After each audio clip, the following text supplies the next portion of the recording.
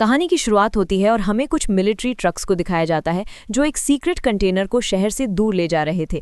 किसी को नहीं पता था कि उसके अंदर क्या है, पर उन्हें जितनी जल्दी हो सके उतनी जल्दी उसे शहर से दूर ले जाने के ऑर्डर्स मिले थे। इसमें क्या हो सकता है, इस बारे में दो सोल्जर्स आपस में बात कर ही रहे थे कि तभी सामने से आती एक कार उनसे टकरा जाती है, जिससे होने वाले धमाके से वो कंटेनर उछलकर दूर गिर जाता है और वो ओपन हो गया। सोल्जर्स ने इसके बारे में अपने सीनियर्स को रिपोर्ट किया, पर सामने से जवाब आया, वहां जो भी जिंदा है उन्हें लेकर फौरन वहां से भाग जाओ और जो घायल हैं उन्हें वहीं छोड़ दो। इससे पहले वो सोल्जर कुछ समझ पाता, उस कंटेनर से एक आदमी बाहर आता है जिसने पलक झपकते ही उसके सारे सोल्जर्स को मार डाला। वो जल्दी से भागते हुए बहुत दूर आ जाते हैं। उन्हें लगा वो जो भी चीज है यहां तक नहीं आ पाएगी, पर तभी उस आदमी ने उन पर हमला कर उन्हें भी मार दिया। मरने के कुछ देर बाद वो सोल्जर्स फिर से उठ खड़े होते हैं, क्योंकि अब वो एक ज़ॉम्बी वायरस से इन्फेक्ट हो चुके थे। बदकिस्मती से लॉस वेगस शहर, जो दुनिया की कुछ सबसे ज्यादा आबादी वाला शहर है, उनसे ज्यादा दूर नहीं था, जिसके बाद उन्होंने उस शहर में जाकर वहां के लोगों को इन्फेक्ट करना शुरू कर दिया। ये वायरस इतनी तेजी से फैला कि देखते ही देखते पूरा शहर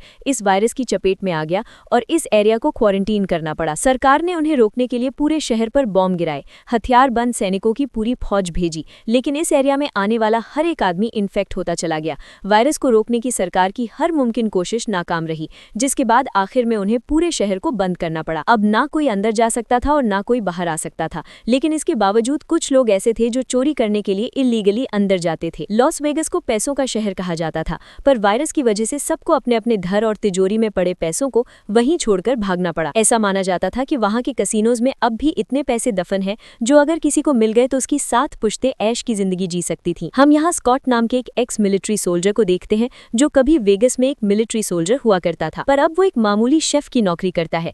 एक दिन वो रोजमर्रा की तरह अपना काम कर ही रहा था कि तभी उसे पता चला कि तनाका नाम का आदमी उससे मिलने आया है। तनाका कोई मामूली शख्स नहीं था, उसका स्कॉट जैसे आदमी से मिलना ही बड़ी बात थी। लॉस वेगस में उसके कई कसिनो हुआ करते थे, पर अब सब धूल खा रहे हैं। स्कॉट जानना चाहता था कि वो उसके पास क्यों आया है, जिसके बाद तनाका ने उसे बताया कि वो उसे एक खास काम सौंपना चाहता है। दरअसल क्वारंटीन जोन में आ रहे उसके एक कसिनो की तिजोरी में अब भी 200 मिलियन पड़े हुए थे, जिन्हें निकालने में उसे उसकी मदद चाहिए थी। स्कॉट को तो यकीन ही नहीं होता कि इतनी बड़ी रकम तिजोरी में पड़े पड़े सड़ रही थी।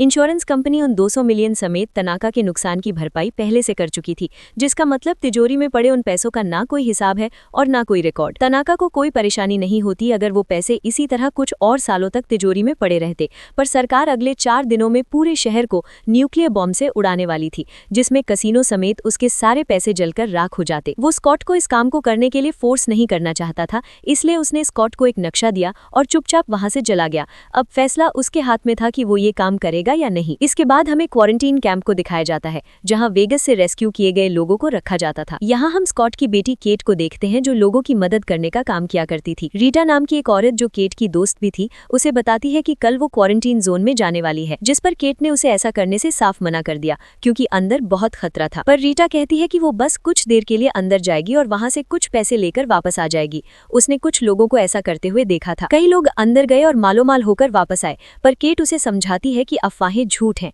आज तक वहां से कोई वापस नहीं आया। वो बात कर ही रहे थे कि तभी वहां एक गार्ड आता है। केट को गुस्से में देख उसे लगा कि कहीं वो इन्फेक्टेड तो नहीं, जिसके बाद उसने उन दोनों पर गन रख दी। उनकी बॉडी का टेम्परेचर तय की गई लिमिट से कम होता तो अपने आप गोली चल जाती, पर खुशकिस्मती से ऐसा नहीं होता। इसी बीच वो गार्ड केट के साथ बदतमीजी करता है और उसे गलत जगहों पर छूता है, पर केट ने उसका हाथ झटक दिया और उसे खुद से दूर रहने को कहा, जिसके बाद वो वहां से चला गया। रीटा बोली, ठीक है, मैं अंदर नहीं जाऊंगी, पर हमें बच्चों को सुरक्षित जगह भेजने का कोई और तरीका ढूंढना होगा। उधर हम स्कॉट को देखते हैं, जिसकी एक बुरे सपने से नींद टूट जाती है। हर रात वो उसी दिन को याद करता था जिस दिन उसने इन्हीं हाथों से अपनी इन्फेक्टेड वाइफ की जान ली थी। उसने फैसला कर लिया कि वो ये काम करेगा, पर इसे अंजाम देने के लिए उसे एक टीम की जरूरत थी। तनाका ने उसे कहा, एक टीम बनाओ जिसमें एक तिजोरी तोड़ने वाला और एक पायलट हो, जो काम होने के बाद तुम्हें वहां से निकाल सके। इसके बाद स्कॉट अपनी पुरानी दोस्त मारिया के पास जाता है, जो अब एक कार रिपेयर शॉप चलाती थी। उसने मारिया को इस ऑफर के बारे में बताया और कहा, आज तक हमने कितनों को बचाया, पर हमें बदले में क्या मिला, लेकिन इस बार हमें खुद के लिए कुछ करने का मौका मिला है। मारिया उसके साथ चलने को मान जाती है, लेकिन उन्हें एक और आदमी की जरूरत थी। वो विल नाम के आदमी के पास जाते हैं, जिससे ज़ॉम्बीज़ को मारने का एक्सपीरियंस था। सिर्फ वही था जिस पर वो इस पूरे मिशन पर भरोसा कर सकते थे। फैसला हुआ कि तीनों 15-15 मिलियन लेंगे और बाकी के 5 मिलियन को टीम के बाकी मेंबर्स में बांट दिया जाएगा।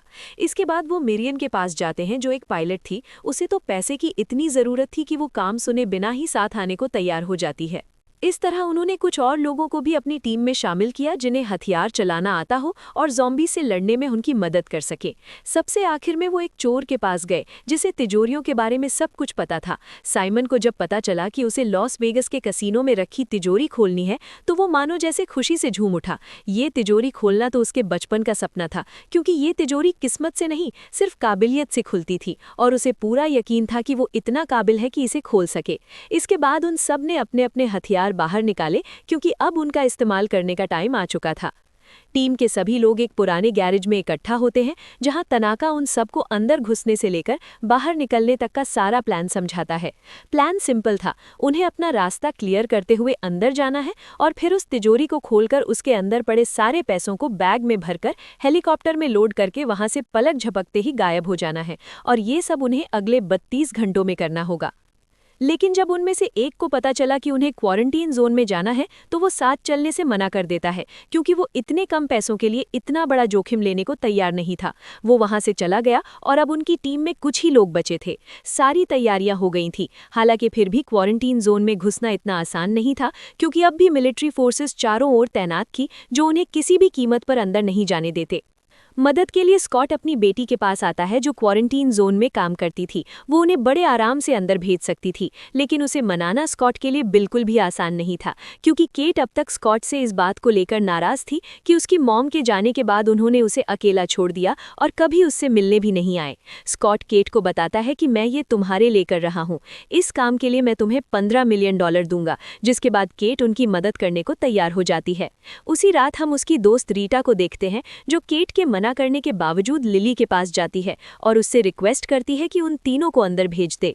उधर विल साइमन को बंदूक चलाना सिखाता है, क्योंकि पूरी टीम में सिर्फ वही था जिसने कभी किसी ज़ॉम्बी को नहीं मारा था और वो नहीं चाहता था कि मिशन के दौरान वो किसी पर बोझ बने। उनकी टीम में मार्टिन नाम का एक और आदमी भी जुड़ जाता है, जिसे तनाका ने अपनी तरफ से उन पर नजर रखने के लिए भेजा था। टीम में कोई उसे पसंद नहीं करता था, क्योंकि वो उनके किसी काम का नहीं था। केट उन्हें लिली से मिलवाती है, जिसे लोग पासपोर्ट के नाम से भी जानते थे, क्योंकि वो लोगों को पैसों के लिए अंदर भेजा करती थी।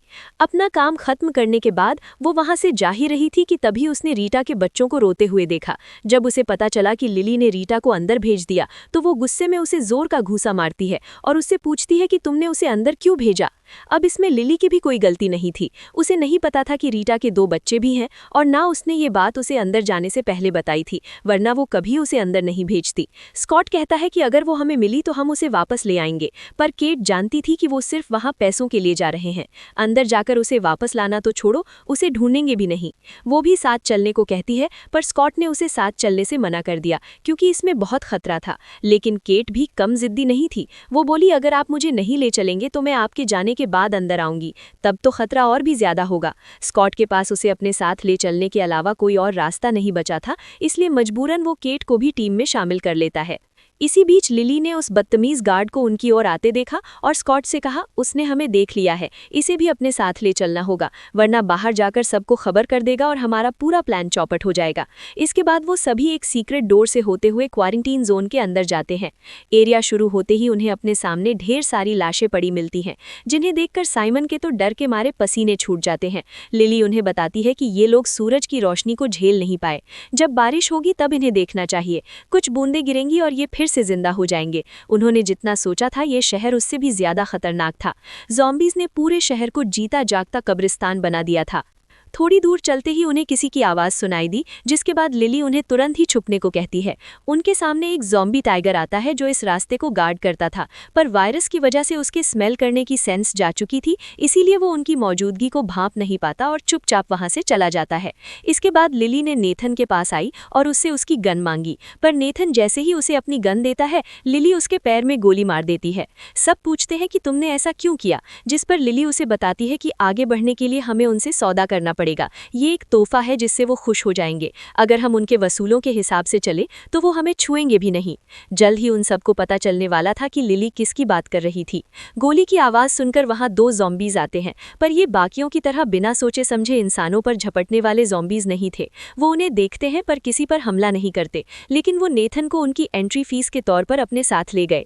उन्होंने पूछा वो उसे कहाँ ले गए, जिस पर लिली बोली, मुझे नहीं पता, बस इतना जानती हूँ कि जो भी उस बिल्डिंग में जाता है उनके जैसा बन बन जाता है। इसी बीच हम एक और ज़ॉम्बी को देखते हैं जो दूर से उन पर नज़र रखे हुए था, पर वो उनके पीछे नहीं जाता क्योंकि उन लोगों ने कीमत अदा कर दी थी। इसके बाद वो लोग आगे बढ़ते हैं। मेरियन स्कॉट से पूछती है कि तू अगला शिकार किसको बनाएगा, कुछ सोचा है क्या? वो बोला दोबारा किसी की बलि देने की नौबत आई तो ज्यादा सोचना मत, उस मार्टिन को निपटा देना, क्योंकि टीम को उसकी कोई जरूरत नहीं। तनाका ने उसे बस हम पर नजर रखने को भेजा था। उधर हम नेथन को देखते हैं जिसे घसीटकर ओलंपस में लाया जाता है, जहां उनका राजा ज्यूस उसे काट कर उसे भी इन्फेक्ट कर देता है। इसी बीच वो सब एक बिल्डिंग में आते हैं जहां ढेर सारे स्लीपिंग ज़ॉम्बीज को देखकर साइमन एकदम से घबरा जाता है। लिली बोली उनके मुंह पर लाइट मत मारो, वो सो रहे हैं, जाग गए तो मुसीबत हो जाएगी। वो जमीन पर हल्की रोशनी वाले फ्लोरेसेंट ट्यूब्स फेंककर दबे पांव आगे बढ़ते हैं। चेम्बर्स नाम की एक लड़की जिसे मार्टिन पर बिल्कुल भरोसा नहीं था उसे आगे चलने को कहती है, पर इस बात से मार्टिन इतना गुस्सा हो जाता है कि उसने जानबूझकर उसे रास्ते से भटका दिया। चेम्बर्स जब उस फ्लोरेसेंट ट्यूब्स को उठाने के लिए आगे बढ़ी तभी उनमें से एक ज़ॉम्बी जिंदा हो गया जाता है। उधर मार्टिन सबको धोखा देकर भागने की कोशिश कर रहा था, पर तभी उसे बैग में कुछ अजीब सा महसूस हुआ। उसने जब बैग खोला तो पाया कि उसके अंदर रानी का सर नहीं था, क्योंकि लिली ने पैसे बटोरते वक्त बड़ी चालाकी से बैगों की अदला बदली कर दी थी। वो कुछ समझ पाता उससे पहले ही वहां व्हाइट टाइगर आ जाता है, जिसने मार्टिन पर हमला कर दिया। उसने मार्टिन को अपने नुकीले जबड़ों से दबोच लिया और उसे बुरी तरह नोच डाला। आखिर में वो उसके सर को कच्चा चबाकर उसे मार डालता है। स्कॉट बचे हुए लोगों के साथ ऊपर जाने की कोशिश करता है, पर नीचे उनकी पूरी सेना थी, जिनसे लड़ते लड़ते स्कॉट की सारी गोलियां खत्म हो गई। ज़ॉम्बी बेचारे माइकी को भी काट लेते हैं, जिसके बाद उसने अपनी जैकेट में सभी ग्रेनेड की पिन खींचकर वहां एक बहुत बड़ा धमाका कर दिया। स्कॉट लिली के साथ ऊपर आता है, पर उसने देखा कि मेरियन अभी तक हेलीकॉप्टर स्टार्ट नहीं कर पाई थी। वो उसे जल्दी करने को कहते हैं, पर तभी वहां ज्यूस आ गया। वो उन पर हमला करने ही वाला था कि तभी लिली अपने बैग से रानी का सर निकालती है और उस पर बंदूक तान देती है। वो बोली आगे बढ़े तो इसका भेजा उड़ा दूंगी, जिसके बाद ज्यूस को उसकी बात माननी पड़ी। खुशकिस्मती से उनका हेलीकॉप्टर स्टार्ट हो गया और उन्हें अपनी आंखों के सामने से जाता देख ज्यूस गुस्से से पागल हो जाता है। जैसे ही लिली का उस पर से ध्यान भटका, उसने एक सरिया उसकी बॉडी के आर पार कर दिया, जिसके बाद लिली भी रानी का सर नीचे फेंककर उसे मार डालती है। इसके बाद ज्यूस अपनी आर्मी के साथ उस हेलीकॉप्टर का पीछा करता है। स्कॉट ने कहा तुम यहीं रुको, मैं उसे लेकर आता हूँ। उधर हम केट को देखते हैं जो रीटा को ढूंढ लेती है, पर वो जैसे ही आगे बढ़ने वाली थी नेथन ने उस पर हमला कर दिया। उससे पीछा छूटा तो वो अपने सामने ज्यूस को खड़ा पाती है, जिसकी पूरी आर्मी एक साथ उस पर टूट पड़ी। जल्द ही उसकी गोलियां खत्म हो जाती हैं, पर तभी ऐन मौके पर वहां स्कॉट आ गया और उसने ज्यूस को बजूका से उड़ा दिया। वो तीनों भागकर ऊपर आते हैं, पर वहां उन्हें रेस्क्यू करने के लिए कोई हेलीकॉप्टर नहीं था। स्कॉट को लगा कि मेरियन ने उसे धोखा दिया, पर तभी केट को हेलीकॉप्टर की आवाज़ सुनाई देती है। उसने भागने की कोशिश की थी, पर ऐन मौके पर उसका ज़मीर जाग गया। वो सब जल्दी से हेलीकॉप्टर में बैठते हैं, पर तभी वहां ज्यूस भी आ जाता है। मेरियन ने जल्दी से हेलीकॉप्टर को दूर ले जाने की कोशिश की, पर ज्यूस एक लंबी छलांग लगाकर सीधा हेलीकॉप्टर में कूद जाता है, जिससे उनका बैलेंस बिगड़ गया। वो क्रैश करने लगते हैं, पर मेरियन ने किसी तरह उसे संभाल लिया। स्कॉट ने ज्यूस को मारने की अपनी पूरी कोशिश की, पर गलती से एक गोली मेरियन को लग जाती है, जिससे वो बुरी तरह घायल हो गई। वो किसी तरह उन्हें क्वारंटीन जोन के बाहर ले आती है, पर तभी उसने एक न्यूक्लियर मिसाइल को देखा जो शहर की ओर बढ़ रही थी। इसी बीच ज्यूस ने स्कॉट को भी इन्फेक्ट कर दिया, पर वो उसे मार पाता उससे पहले ही एक बड़ा न्यूक्लियर एक्सप्लोजन होता है, जिससे निकलने वाली रोशनी से ज्यूस की आंखें धुंधली हो गई और बस इसी का फायदा उठाकर स्कॉट उसे गोली मार देता है। जल्द ही धमाके की शॉक वेव्स उनके हेलीकॉप्टर से टकराती है, जिससे उनका हेलीकॉप्टर बुरी तरह क्रैश हो गया। कुछ देर बाद जब केट को होश आया तो उसने देखा कि मेरियन और रीटा दोनों ही इस क्रैश को सर्वाइव नहीं कर पाई थी। स्कॉट की सांसें अभी तक चल रही थी, पर अफसोस अब इन सब का कोई फायदा नहीं था, क्योंकि वो इन्फेक्ट हो चुका था। जल्द ही उस पर भी वायरस का असर होने लगता है, जिसके बाद केट को दिल पर पत्थर रखकर अपने डैड को मारना पड़ा। न्यूक्लियर बम से पूरा शहर तहस नहस हो गया था, पर हम उस मलबे में से विल को सही सलामत बाहर निकलते हुए देखते हैं, क्योंकि वो तिजोरी इतनी स्ट्रांग थी कि उसने न्यूक्लियर एक्सप्लोजन तक को झेल लिया था। इसके बाद पैसों से भरे बड़े बड़े बैग लेकर विल एयरपोर्ट आता है, जहां उसने एयर होस्टेस से एक प्राइवेट प्लेन मांगा। उसकी हालत देखकर एयर होस्टेस उसे प्लेन देने से मना कर देती है, पर जैसे ही विल ने उसके सामने नोटों की गड्डियां रखी, उसे तुरंत ही वो प्लेन इस्तेमाल करने को मिल जाता है। विल मेक्सिको जा रहा था, पर जैसे ही प्लेन टेक ऑफ किया, अचानक उसे चक्कर आने लगते हैं। वो जल्दी से बाथरूम में गया और देखा कि उसके हाथ में बाइट का निशान था। इसका मतलब वो भी इन्फेक्ट हो चुका है और जल्द ही एक ज़ॉम्बी में बदल जाएगा। और इसी के साथ ये मूवी यहीं खत्म हो जाती है।